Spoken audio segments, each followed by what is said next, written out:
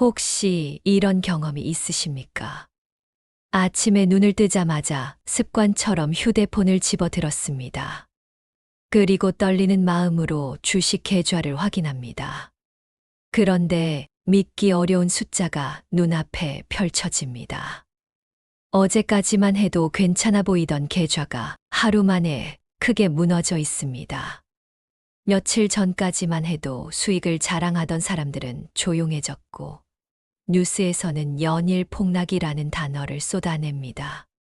전문가들은 더 떨어질 수 있다고 말하고, 투자 커뮤니티에는 공포와 불안이 가득합니다.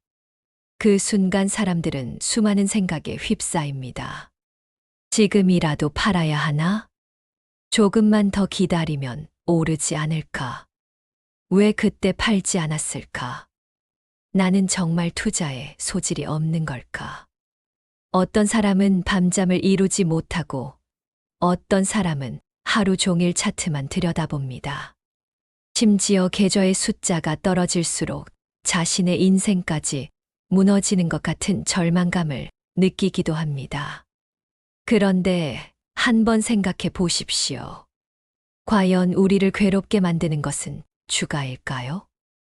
정말로 우리를 고통스럽게 만드는 것은 계좌 속 숫자일까요? 놀랍게도 2600여 년 전 부처님께서는 이미 이런 인간의 마음을 꿰뚫어 보고 계셨습니다. 물론 그 시대에는 주식시장도 없었고 차트도 없었으며 증권사도 존재하지 않았습니다.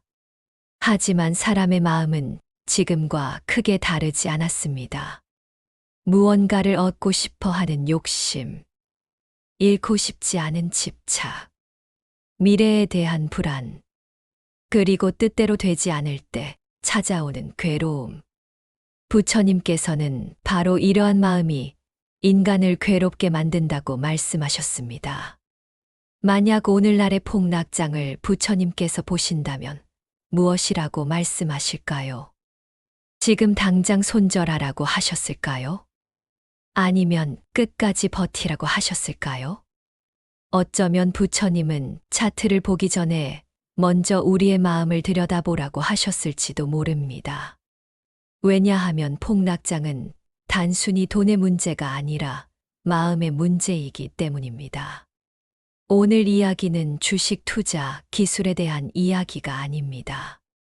어떤 종목을 사야 하는지, 언제 팔아야 하는지 알려드리는 영상도 아닙니다. 오늘은 폭락장 앞에서 흔들리는 인간의 마음에 대해 이야기해 보려고 합니다. 그리고 부처님의 가르침을 통해 어떻게 하면 공포에 휘둘리지 않고 탐욕에 끌려가지 않으며 어떤 상황에서도 평온함을 유지할 수 있는지 함께 살펴보겠습니다. 어쩌면 오늘 영상이 끝날 무렵에는 주식보다 더 중요한 것이 무엇인지 깨닫게 되실지도 모릅니다. 그럼 지금부터 폭락장이 왔을 때 부처님이라면 어떻게 하셨을지 함께 알아보겠습니다. 부처님께서는 인간의 괴로움을 매우 깊이 관찰하셨습니다. 사람들은 흔히 괴로움이 밖에서 온다고 생각합니다. 돈이 없어서 괴롭고, 일이 잘 되지 않아서 괴롭고, 원하는 것을 얻지 못해서 괴롭다고 생각합니다. 하지만 부처님께서는 전혀 다른 말씀을 하셨습니다. 괴로움은 사건 자체에서 오는 것이 아니라 그 사건에 집착하는 마음에서 온다는 것입니다. 이 말씀을 폭락장에 대입해 보겠습니다. 주식 시장이 하락합니다. 계좌가 마이너스가 됩니다. 보유한 종목의 주가가 계속 떨어집니다. 많은 사람들은 바로 이 순간부터 괴로움이 시작된다고 생각합니다. 하지만 정말 그럴까요? 같은 폭락장을 보면서도 어떤 사람은 크게 흔들리지 않습니다. 반면 어떤 사람은 밤잠을 이루지 못하고 하루 종일 차트만 들여다보며 불안에 시달립니다. 같은 시장을 보고 있는데 왜 반응은 다를까요? 그 이유는 폭락장이 아니라 마음에 있습니다. 예를 들어 보겠습니다. 어떤 사람이 1,000만 원을 투자했다고 가정해 보겠습니다. 주가가 하락하면서 계좌 평가 금액은 800만 원이 되었습니다. 이 순간 사람은 단순히 200만 원을 잃었다고 생각하지 않습니다. 그보다 훨씬 큰 상실감을 느낍니다. 왜일까요? 그 1,000만 원을 이미 자신의 돈이라고 생각했기 때문입니다. 아니, 어쩌면 아직 벌지도 않은 미래의 수익까지 이미 자신의 것이라고 생각했기 때문입니다. 주가가 오를 때는 머릿속으로 계산합니다. 이 종목이 2배만 가면 얼마지? 조금만 더 오르면 차도 바꾸고 여행도 갈 수 있겠는데. 몇 년 안에 경제적 자유를 얻을 수도 있겠다. 그런데 폭락장이 시작되는 순간 그 모든 기대가 무너집니다. 실제로 사라진 것은 숫자의 일부일 뿐인데 사람은 미래의 꿈까지 잃어버린 것처럼 느끼게 됩니다. 그래서 괴로운 것입니다. 부처님께서는 말씀하셨습니다. 집착이 있는 곳에 괴로움이 생긴다고. 우리는 단순히 돈에 집착하는 것이 아닙니다. 성공에 집착합니다. 인정받고 싶은 마음에 집착합니다. 남들보다 앞서고 싶은 마음에 집착합니다. 부자가 되고 싶은 미래에 집착합니다. 폭락장은 그 집착을 건드리는 사건일 뿐입니다. 생각해 보십시오. 만약 어떤 사람이 투자한 돈을 당장 쓰지 않아도 되고 오랫동안 기다릴 수 있으며 수익과 손실에 지나치게 집착하지 않는다면 어떨까요? 물론 손실이 반갑지는 않을 것입니다. 하지만 세상이 무너진 것처럼 느끼지는 않을 것입니다. 반대로 돈이 자신의 행복을 결정한다고 믿는 사람은 작은 하락에도 크게 흔들립니다. 계좌가 흔들릴 때마다 마음도 함께 흔들립니다. 주가가 오르면 기분이 좋고 주가가 떨어지면 삶 전체가 불행하게 느껴집니다.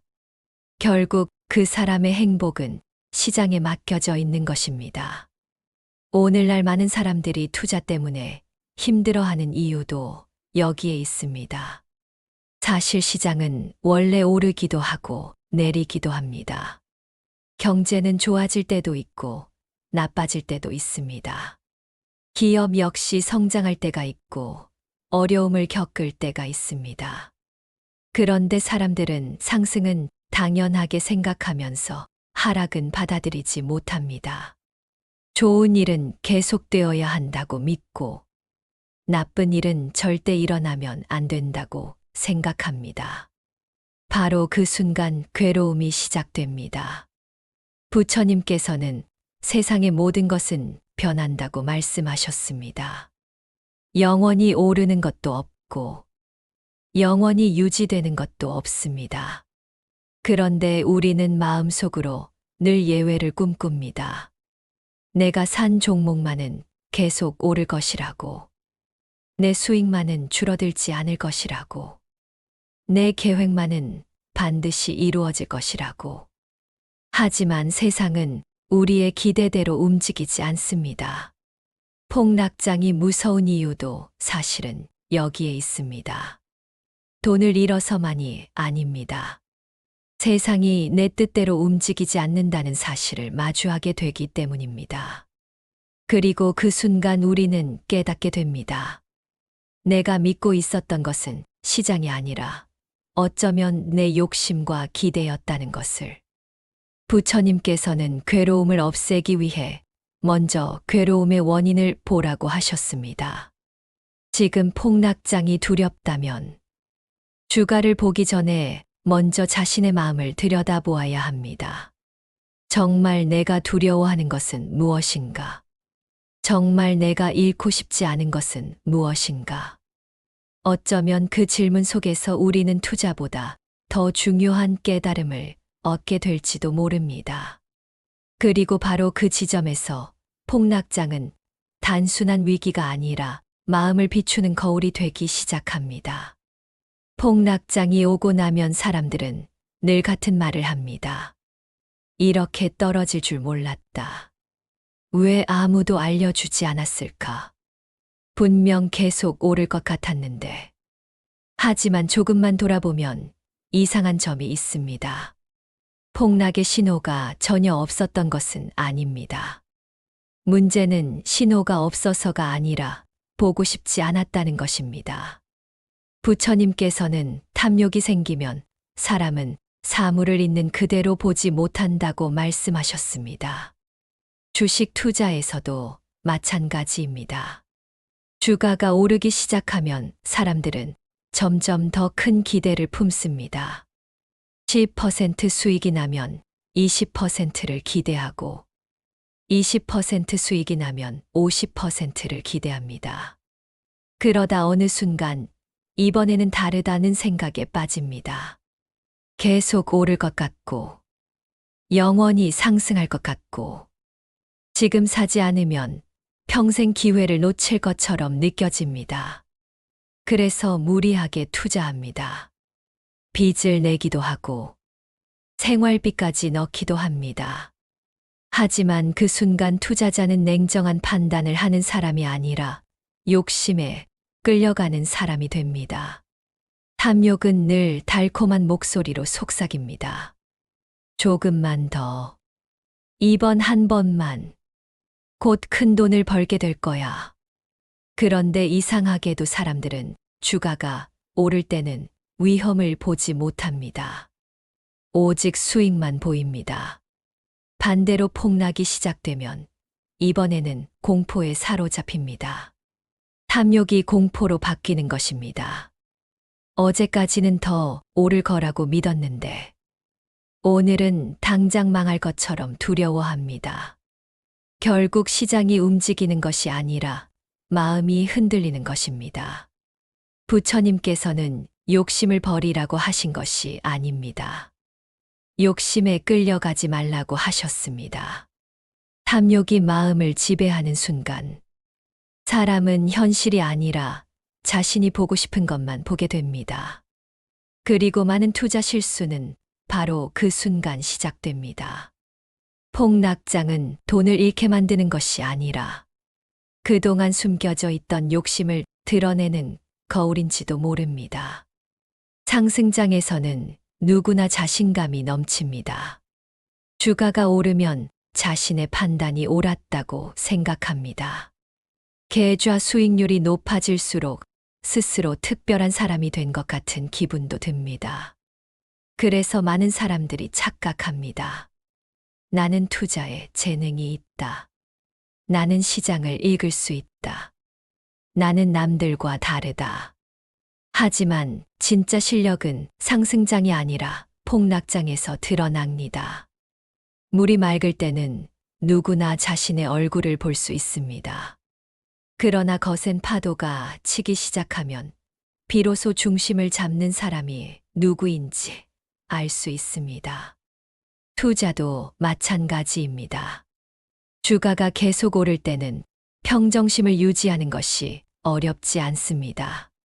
하지만 폭락장이 시작되면 마음속에 숨어있던 감정들이 하나둘 모습을 드러냅니다. 불안이 올라옵니다. 공포가 올라옵니다. 후회가 올라옵니다. 심지어 분노까지 올라옵니다.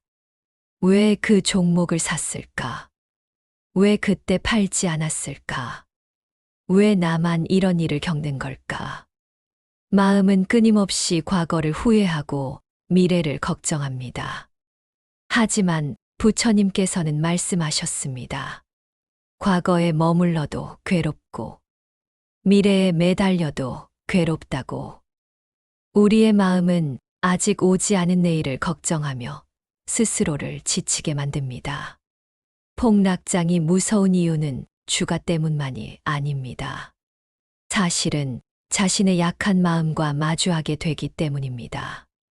평소에는 보이지 않던 두려움, 남보다 뒤처지고 싶지 않은 경쟁심, 손해를 인정하고 싶지 않은 자존심, 그 모든 것이 폭락장 속에서 드러납니다. 그래서 어떤 사람은 폭락장을 원망하지만 어떤 사람은 폭락장을 통해 자신을 배웁니다. 부처님께서는 가장 강한 사람은 남을 이기는 사람이 아니라 자기 마음을 이기는 사람이라고 가르치셨습니다. 시장을 이기려 하기 전에, 다른 투자자를 이기려 하기 전에 먼저 자신의 불안과 공포를 바라볼 수 있어야 합니다. 어쩌면 폭락장은 돈을 잃게 만드는 시간이 아니라 그동안 알지 못했던 자신의 마음을 발견하게 만드는 시간인지도 모릅니다. 그리고 그 깨달음은 때로 수익보다 더 큰 가치를 남기기도 합니다. 폭락장이 오면 사람들은 하루에도 수십 번씩 차트를 확인합니다. 조금이라도 반등할까 싶어 휴대폰을 들여다보고 전문가들의 전망을 찾아보고 뉴스를 읽고 커뮤니티를 뒤집니다. 하지만 그렇게 할수록 마음은 더 불안해집니다.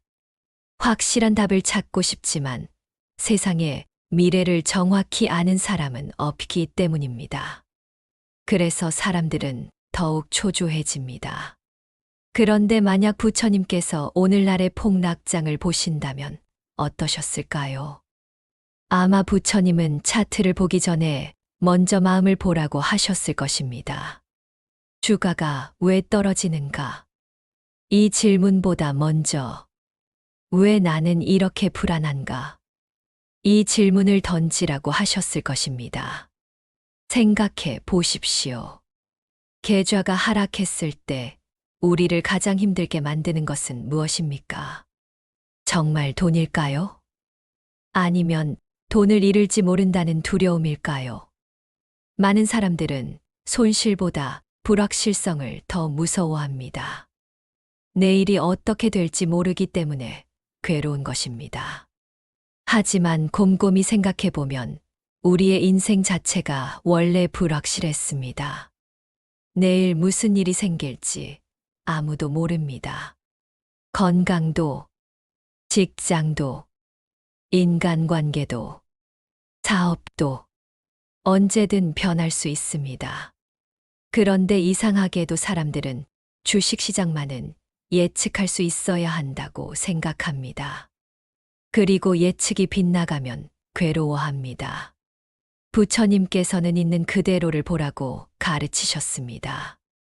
내가 원하는 세상이 아니라 실제의 세상을 보라는 것입니다. 시장은 원래 오르기도 하고 내리기도 합니다.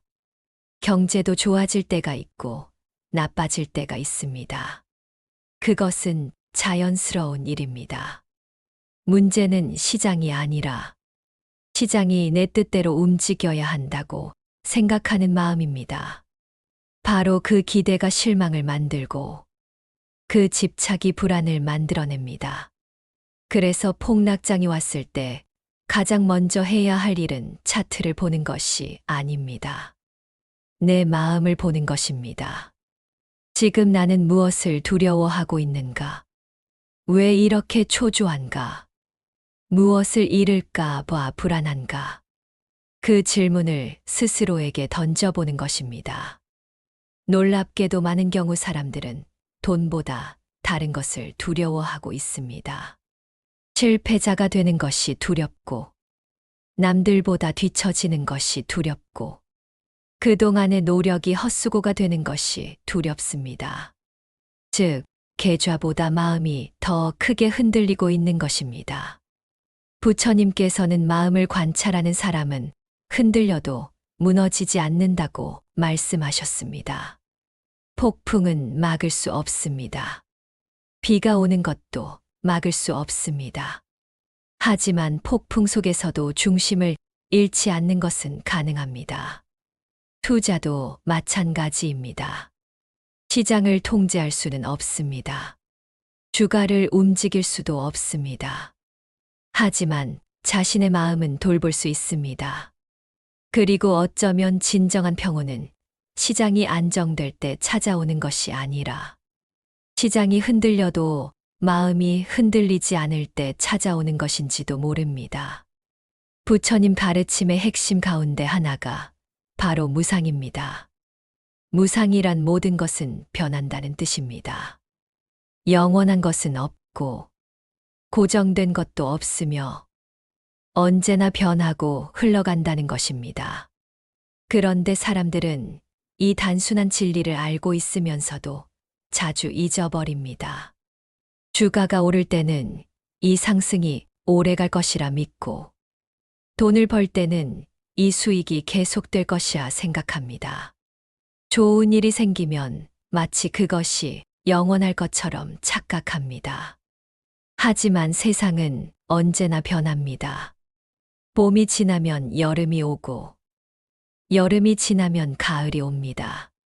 밤이 지나면 아침이 오고, 아침이 지나면 다시 밤이 찾아옵니다.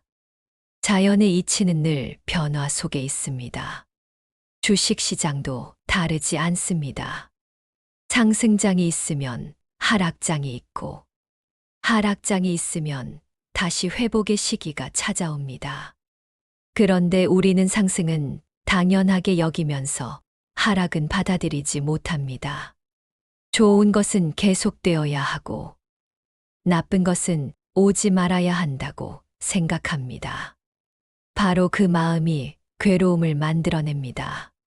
부처님께서는 변하는 것을 변하지 않기를 바랄 때 고통이 시작된다고 말씀하셨습니다. 폭락장이 괴로운 이유도 같습니다. 주가가 떨어져서만이 아닙니다. 오르던 것이 계속 오르기를 바랐기 때문입니다. 수익이 영원하기를 바랐기 때문입니다. 내 기대가 현실보다 컸기 때문입니다.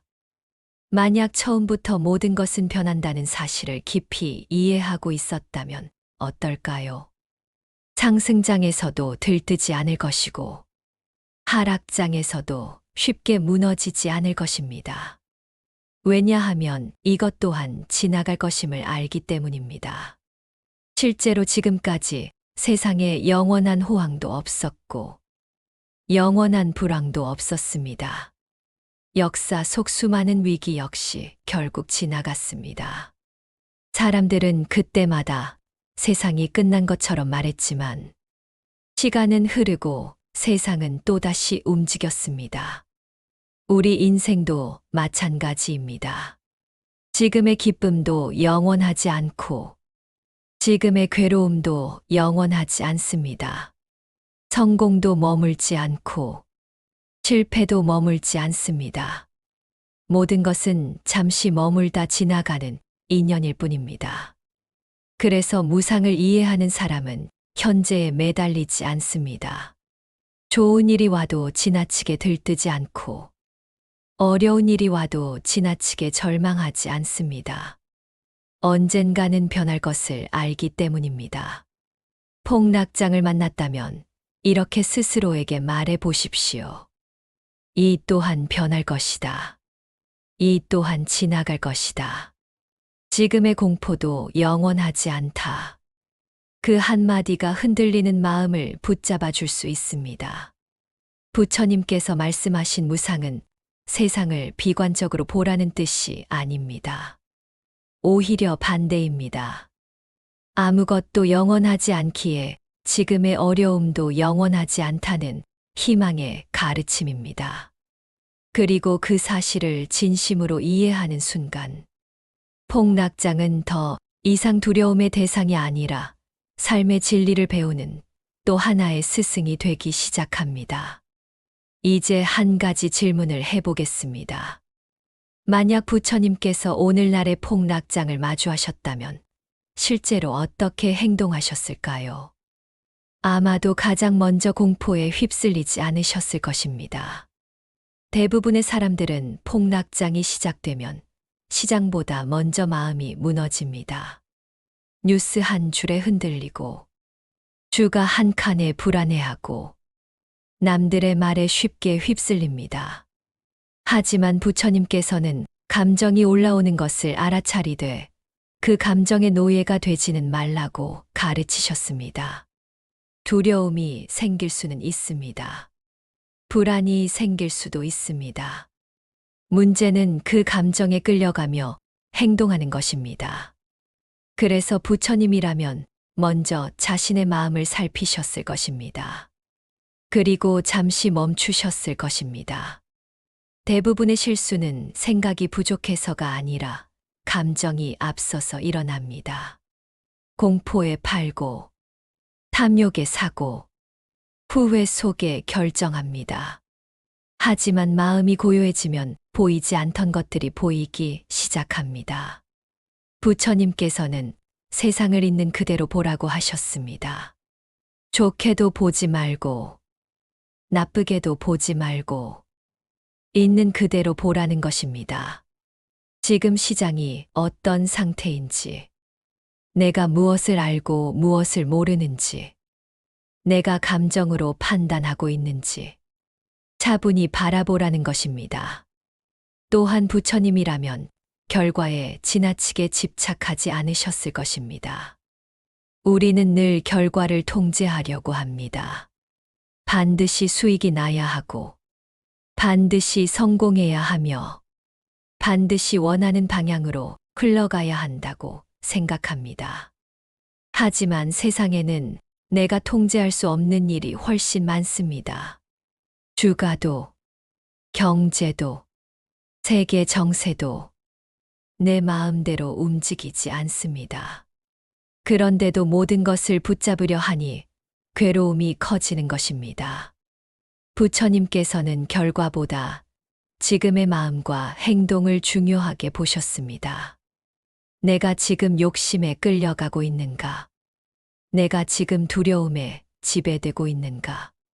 내가 지금 올바른 마음을 유지하고 있는가?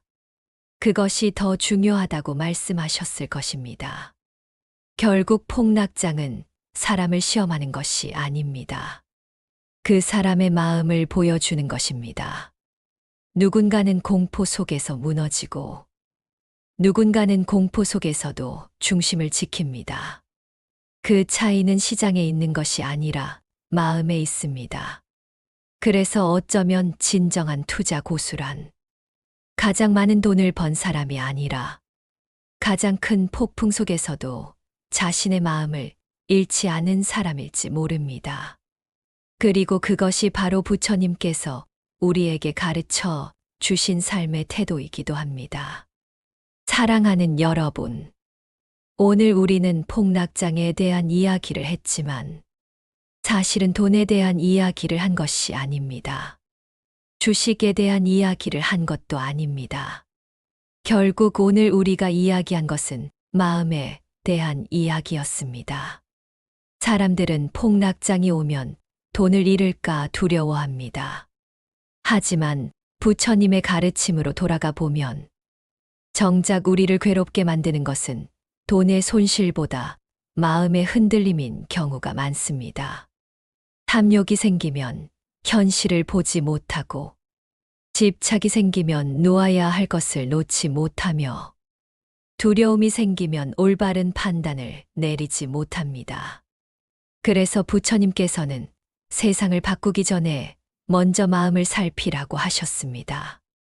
마음을 다스리는 사람은 상황에 끌려가지 않지만, 마음을 다스리지 못하는 사람은 작은 바람에도 흔들리게 됩니다. 생각해 보십시오.